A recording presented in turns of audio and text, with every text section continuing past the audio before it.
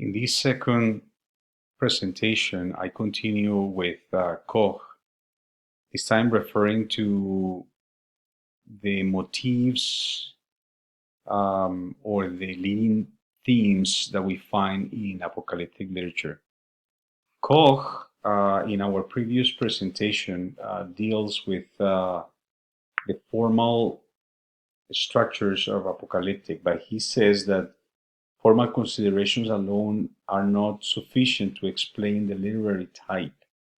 The mood and ideas of a literature are also necessary, are also important to be able to determine the mentality of the literature.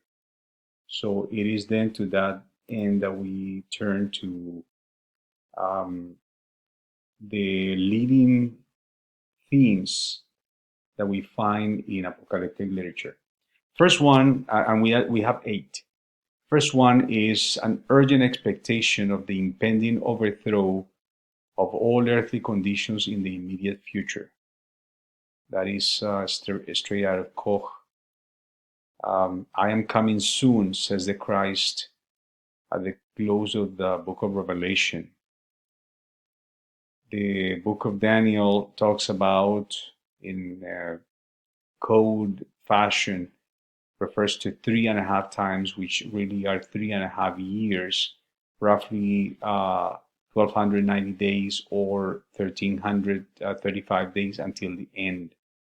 Second Baruch 85:10 says, the pitcher is near to the cistern, and the ship to the port, and the course of the journey to the city, and life to its consummation. So what is clear is that this literature is expecting the end in their time, that they were looking at the end of the world within their age, within their era.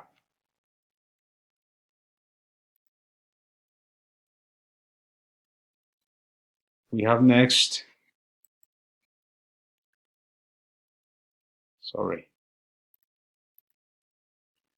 the end is a cosmic catastrophe. Case in point is the book of Revelation with this destruction. There's a lot of destruction, a lot of things get broken in the book of Revelation. In the book of Daniel, the oppressive power which exercised dominion is found at the end in a stream of fire. Other apocalypses paint the situation preceding the end as an increase in horror. I have 2 examples there, one from Second Baruch and another one from 4 Ezra.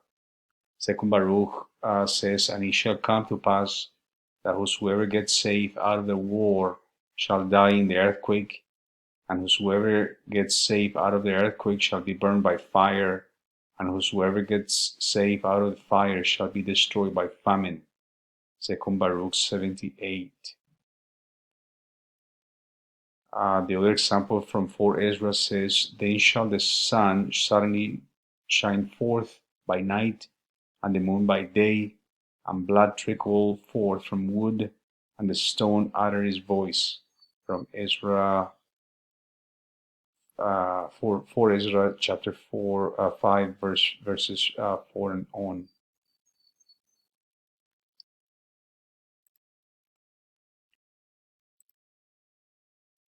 The end is the theme, the next motif. The end time is connected to previous history. History then is divided into segments, and this is referred to in the literature as periodization, right? So that more often than not, we find, for instance, in the book of Daniel, that history is divided into 4 periods. This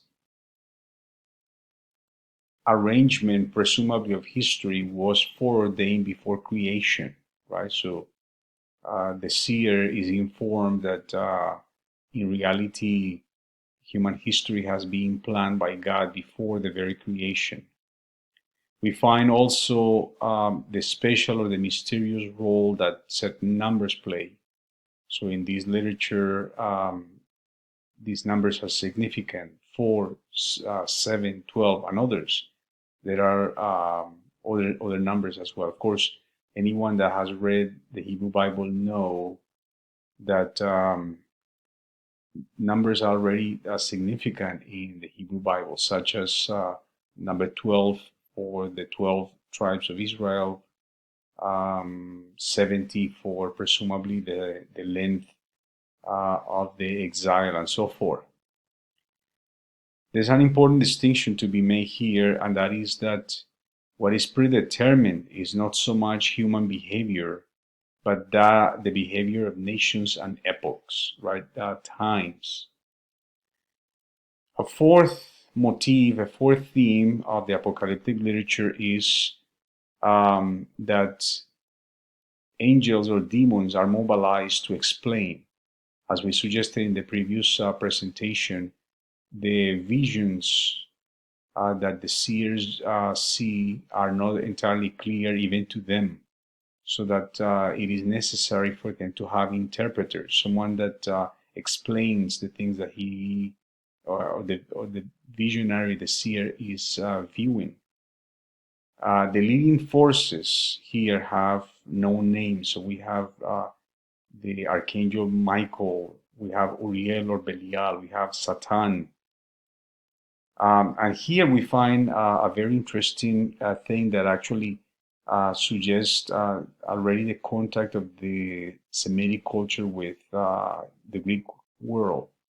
That is that the scene, the earthly history corresponds to the unseen, to the invisible, supernatural history. The seers then are given knowledge through apocalyptic revelation. So those of you that have read your Plato know that Plato talks about seeing realities as only shadows of the unseen world. So the apocalyptic literature already picks up on that, as we see here in this motif, this theme of apocalyptic literature. Continuing with that, we find that every nation has an angel, that there are angels of nations, and that they often intervene in the lower world, so our world, in order to promote their own nations. However, in the future, the apocalyptic literature sees that the barrier will disappear and the faithful will be able to join with angels. A fifth motif in the literature is that catastrophe is followed by salvation. Salvation in which the faithful will survive. Others who may have been faithful will join through resurrection. There is going to be a return to a pristine creation, and perhaps even a return to the time of Moses or that of David.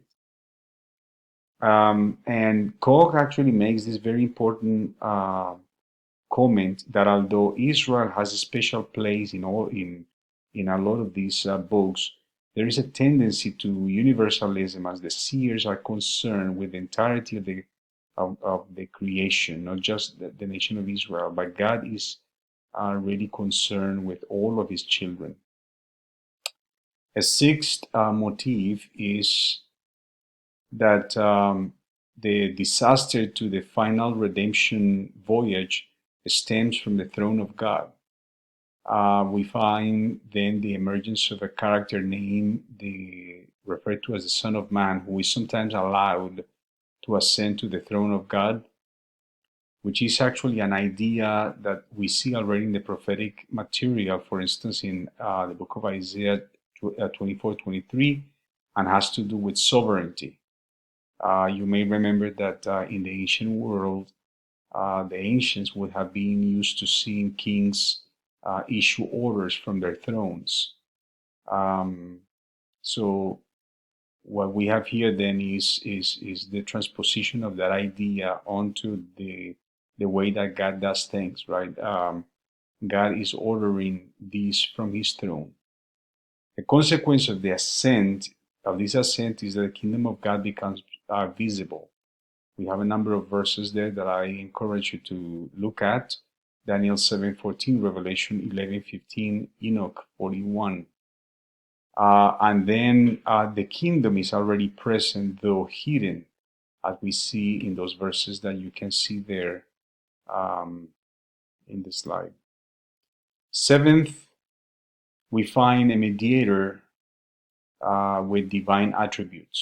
The mediator may be a Messiah, Son of Man, a chosen one. We find an angelic mediator in Daniel 12:1.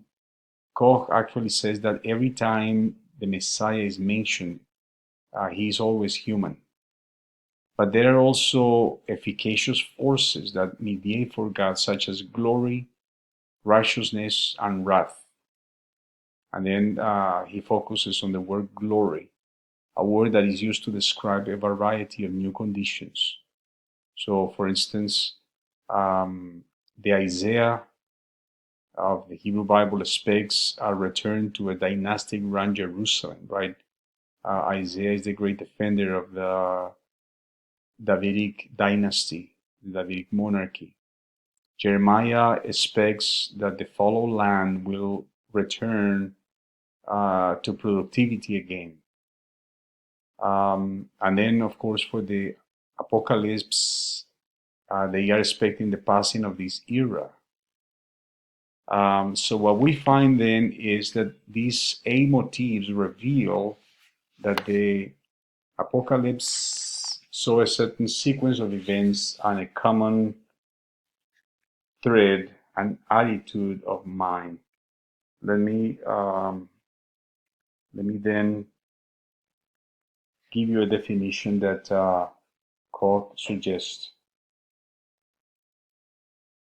On page 33, he says, all this gives us the right to understand apocalyptic not only as a literary phenomenon, but as the expression of a particular attitude of mind.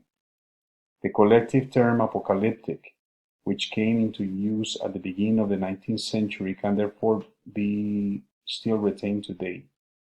We may define it with Ringren as, quote, speculation which often in allegorical form aims to interpret the course of history and to reveal the end of the world, close quote.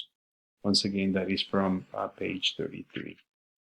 So, in conclusion, both the form of the genre as well as these living motifs tell us that this was a way whereby these ancient people actually were looking into the end of their era and the beginning of a new period in human history. And with that, we come to the end of this.